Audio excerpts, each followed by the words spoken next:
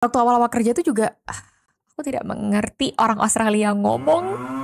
Apa yang bisa aku lakukan untuk menyelamatkan presentasi probationnya? Biarin kita yang ngebantai daripada kamu dibantai sama director, which is make sense. Update yang jelek ke bos itu lebih baik daripada bos lu nggak dapet update apapun.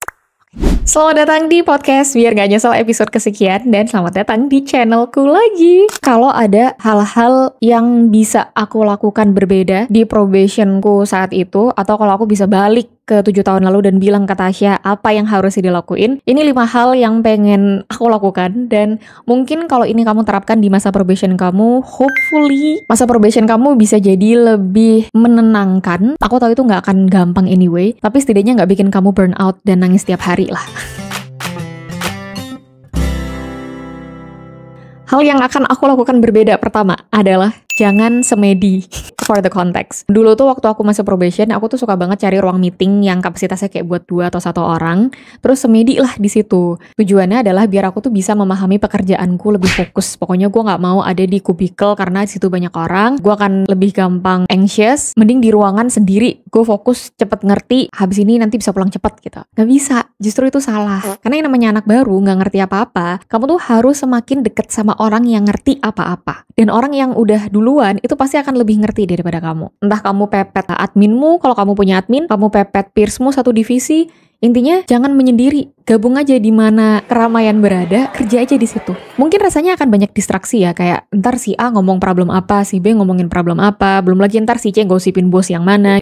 Mungkin terkesan akan distraksi, tapi kapanpun kamu bingung sesuatu, selalu ada orang yang bisa kamu reach out. Dan kalau mungkin kamu adalah orangnya yang bisa multitasking dan multiprocessing, omongan-omongan mereka ini bisa jadi referensi buat kamu dalam ngerjain pekerjaan gitu. Karena toh anyway, nanti kalau kamu balik ke kosan atau kamu balik ke rumah, kamu selalu punya waktu untuk mau kamu bongkarin dah tuh kerjaan kamu fokus sendiri tuh bisa. Tapi ketika kamu di kantor, kalau bisa pepet lah semua orang yang lebih ngerti daripada kamu. Terus gimana kalau case-nya kamu kerja remote? Well, that's a different case. Tapi spiritnya masih sama, yaitu pepet orang yang lebih ngerti daripada kamu. Jadi mungkin kamu bisa kayak set random calls, kayak yaudah teleponan, Zoom meeting sambil kerja bareng gitu.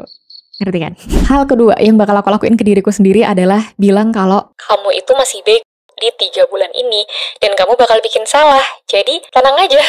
Tenang aja guys, kamu pasti bakal bikin salah di 3 bulan probation kamu, 3 atau 6 bulan probation kamu ini. Karena emang masih baru, masih nggak tahu. Taruhlah kamu udah punya pengalaman internship misal di sektor industri yang sama. Trust me, ketika perusahaannya berbeda, semua sistem, semua aturan itu juga bakal berbeda. Bahkan aku aja tuh sebenarnya kerja di perusahaan di mana tempat aku internship di situ, dan aku internshipnya bukan yang kayak sebulan 2 bulan. Ketika aku jadi full time di posisi yang beda, geser dikit doang, semuanya beda. Jadi beneran mulai belajar dari nol lagi. Hal ketiga adalah ask more. Ini mungkin masih agak mirip sama episode aku sebelumnya tentang start asking. Harusnya ketika aku probation, aku bisa lebih banyak minta. Minta apa? Minta diajarin, minta dikenalin, minta sering-sering main ke office yang berbeda. Karena aku base-nya dulu manufacturers, jadi minta visit factory yang berbeda, minta visit warehouse yang berbeda, biar lebih banyak kenal orang dan lebih banyak kenal pekerjaan. Daripada terus aja di belakang laptop dan di belakang meja berharap pekerjaanku akan beres dan probationku akan selamat gitu. Karena aku tuh masih percaya ya, kalau kita tuh kenal sama orang, minimal kamu pernah ketemu sekali aja sama orangnya, kerjanya tuh jadi lebih gampang gitu ke depannya. Itu pun juga di awal-awal aku mungkin nggak banyak ya dikenalin sama orang-orang. Akhirnya ketika harus ketemu sama divisi yang berbeda tuh jadi kagok lagi, jadi takut lagi gitu kan. Ketika di tahun ke-3 atau ke-4 itu aku pindah roles, itu bosku melakukan hal yang berbeda. Jadi dia tuh suka kayak, Tas ayo ikut gue, kita turun ke lantai 4, kita kenalan sama divisi A, B, C, D, E gitu. Jadi enak kerja setelahnya. Awal-awal dulu aku mikir kayak kalau aku kenal orang, takut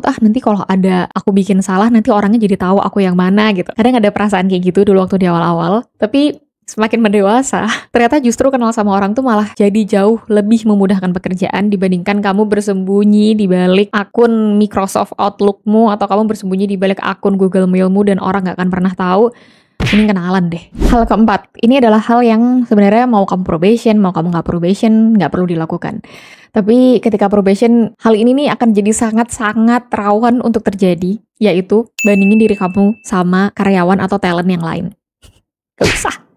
Gak usah kata aku. Dulu aku mungkin secara gak sadar aku membandingkan diriku sama senior yang aku gantikan. Karena dia orangnya bagus, KPI-nya oke, friendly, easy going. Harusnya gue juga jadi orang yang seperti itu dong. Dan mindset itu ada di 3 bulan pertama ketika masuk kerja. Ya gimana bisa, buat keep up sama kerjaannya aja, it could takes up to 6 bulan atau mungkin setahun gitu. Tapi untuk jadi orang itu, ya nggak akan bisa. Jadi mindset kayak gitu, cepat-cepat dihilangin kalau kamu merasa bahwa kamu harus fit in di culture saat itu juga ketika di 3 bulan pertama kamu kerja. Mending itu di set aside dulu, karena ada hal yang lebih penting yaitu untuk kamu bisa landed dengan smooth gitu ya. Kamu bisa mendarat di kerjaanmu dengan baik, kamu bisa ngehandle pekerjaanmu dan tanggung jawab utamamu dulu, baru setelah itu kamu bisa try to fit in with your community. Kalau kamu pengen jadi orang yang extra miles juga boleh, tapi aku rasa itu belum bisa terjadi di 3 bulan pertama. Dan ini hal kelima yang kalau aku bisa bilang sama Tasya di 7 tahun yang lalu waktu probation adalah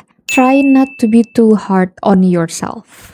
Sebenarnya hal kelima ini adalah untuk nge-wrap up dari 4 hal yang bisa aku lakukan berbeda ketika aku probation. Dari semua hal yang aku takutkan, dari semua hal yang tidak aku ketahui, itu efeknya adalah aku menjadi lebih jahat sama diri sendiri. Aku jadi terus mempertanyakan kayak, kok lama banget sih bisanya Syah? Kok kayak gini masih salah sih Syah? Kok kamu gak ngerti sih? Kok kamu bisa sih sampai dimarahin sama customer? Kok bisa itu tuh jadi bikin aku sangat jahat sama diri sendiri dan gak ngasih aku ruang untuk bikin salah. Efeknya adalah ketika bikin salah itu kayak dosa besar banget gitu loh. Sebenarnya kesalahannya tuh gak yang seberapa. Akhirnya karena aku terlalu ruminating, terlalu berputar-putar dengan rasa takut dan rasa bersalahnya, malah jadi gak bisa moving forward on the next task gitu loh. Jadi makin ribet dan makin bulet aja di situ karena aku yang jadi makin jahat sama diri sendiri di masa-masa probation itu. Kasih waktu kamu dan ngasih diri kamu kesempatan untuk bikin salah karena pasti bakal bikin salah. Tapi di luar itu semua ada juga hal-hal baik yang menurut aku udah oke, dan aku bersyukur karena saat itu aku lakukannya. Mungkin aku mau mengapresiasi diri sendiri ya. Dan kalau harus probation lagi, aku definitely akan ngelakuin hal ini lagi. Yang pertama itu adalah aku saat itu selalu catat semua hal. Semua hal, mau dari yang menurut aku penting, menurut aku bisa jadi nggak penting, dari yang aku tahu, aku mulai tahu, atau aku mau tanyain, semuanya tuh aku catat. Entah itu catatan di notebook ataupun catatan digital, dimanapun aku dapat insight baru itu harus selalu aku catat. Jangan disimpan di sini doang. Meskipun saat itu aku udah paham, tetap dicatat. Just catat everything. Hal kedua tuh mungkin saat itu aku punya curiosity terhadap diri sendiri. Jadi meskipun susahnya probation itu setengah mati, aku tuh suka penasaran kayak, masa sih nggak bisa gitu? Emang sejauh apa sih probation ini tuh akan membawaku terseret di dalam dunia pekerjaan gitu? Kok kayaknya orang lain tuh bisa have fun, nyatanya setelah 1-2 tahun mereka bekerja, they seems fine. Emang apa sih yang beda? Apa sih yang mereka lakuin? Jadi aku selalu penasaran yang, aku nggak tahu ya, mungkin kalau sekarang orang nyebutnya kayak hustle. Mungkin aku dulu ketika awal-awal bekerja juga masih kebawa mental mahasiswa yang high achiever. Jadi akhirnya aku jadi kayak agak ambi di kerjaan dan ya mungkin jadi kayak agak hustle gitu. Tapi ternyata kalau dengan porsi yang pas, rasa penasaranku itu mungkin yang bisa ngebawa aku untuk bertahan at least di 3 bulan pertama itu. Dan yang terakhir, mungkin ini salah satu takeaways yang kemarin juga aku share ke mentee aku yang ambil sesi mentoring sama aku ketika ngomongin probation. Dan menurut aku ini tuh cukup kritikal adalah mental untuk give yourself more time.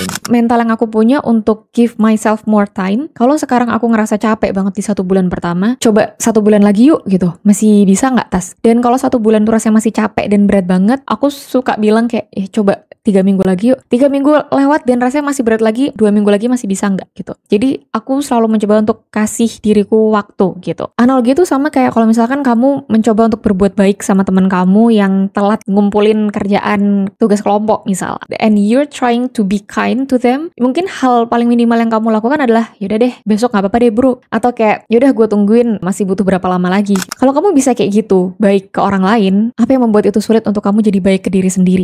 Jadi kalau misalkan kamu ngerasa probation ini masih sangat berat banget, 3 bulan tuh feels like forever, maybe you need to give yourself more time.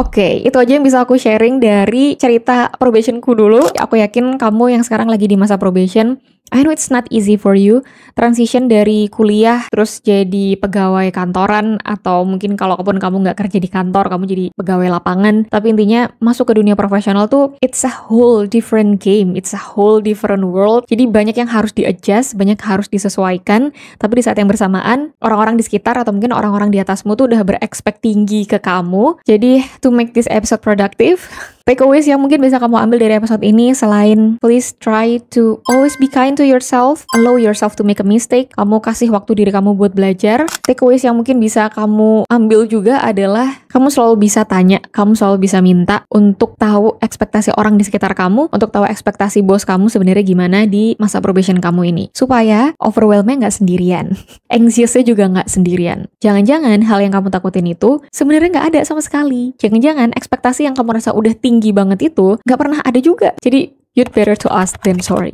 Mending kamu tanya daripada kamu malah nyesel dan memilih untuk gak bertahan di masa probationmu. Dan seperti biasa, kalau kamu ngerasa episode ini relate buat kamu, let me know apa yang resonate sama kamu, apa hal baik yang bisa kamu dapat dari episode ini, kamu selalu bisa tulis di kolom komentar. Dan karena episode ini juga sebenarnya terinspirasi dari salah satu sesi mentoring, kamu juga selalu bisa jadi mentiku ataupun kamu bisa jadi coachiku untuk ngobrolin hal-hal di kehidupanmu seputar career ataupun transition to adulthood. Kamu bisa kepoin programku di link yang ada di description, atau kamu bisa kepoin di Instagram pribadiku @tashalma. Atau kalau kamu mau curhat secara personal in general, kamu selalu bisa curhat di Instagram podcast ini biar nggak nyesel.podcast. Kita ketemu di episode-episode lain lagi, jangan lupa didengerin biar kamu nggak nyesel.